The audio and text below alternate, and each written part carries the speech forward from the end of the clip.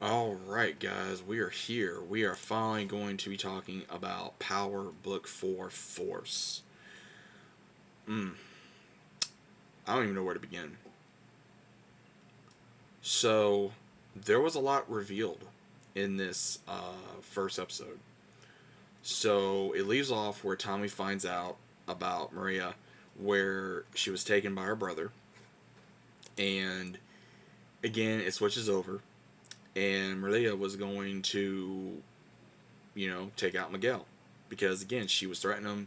She even threatened herself because again, she wants to be with Tommy.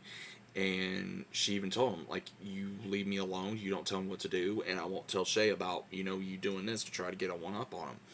And then she has Tommy make a promise of basically don't hurt Miguel because he's my brother. And again, it's one of those, I understand her point, but at the same time, they were gonna put a twist on this because it was almost the same thing they did with Ghost and Angela. Because I really do feel like they're doing a Ghost and Angela with Tommy and Maria. I really do feel like that's what they're doing. And again, I think this is probably the best relationship that Tommy has had, and has really made him grow as a character for the softer side of him, the family side of him, and to really show that he cares about her. Because you saw when he went to go take on Miguel, he took on like 3 or 4 guys, and they had a gun to him. He's like, I don't care. Like, where is she? If you hurt her, I swear. Like, again, this was a man that was willing to die for the woman he loves, and that shows a lot. Because again, he's done that before, but this was a lot different. You could see in his eyes it was different. And again, I give a lot of credit and respect just for playing Tommy as good as he does. And again, more manipulation with Shanti and Diamond's brother. More manipulation. Jannard, again, Jannard goes to talk to the one that was the uncle to the one that D-Mac killed. He wants him gone. He talks to Diamond about it, and Diamond's apparently giving the go ahead because D-Mac's being an idiot as normal, and he's not wanting. He left, and he has nowhere to go, so he's still trying to be in the game, and that's going to cost him. It's going to cost him his life. And then we see where Claudia's still alive. She's still alive, and she survived. The one that was for the Serbs, he died in prison. Obviously she was tapped by Tommy. She's trying to get protection. Don't know how long the protection is gonna last. And with the Rico case, we're gonna be seeing where the one that's leading it, she's still gonna use Vic because Vic is wanting out. He was gonna run. He gave money to Polly's widow and basically told her, if anything happens to me, here you go. So again, Tommy does not know that because at the very end, him and Diamond confronted Vic, and basically Vic is going to be their inside man, like how the DEA and everyone's going to be using him to get leverage on Tommy and Diamond and against CBI. And I think honestly, what's going to happen is, again, Tommy is not stupid. He knows Shanti and Jannard are playing him. He knows Vic is doing this, and now him and Diamond are going to be at odds because Diamond was told by Jannard, obviously, about him and Maria. So again, we're going to have some issues this season.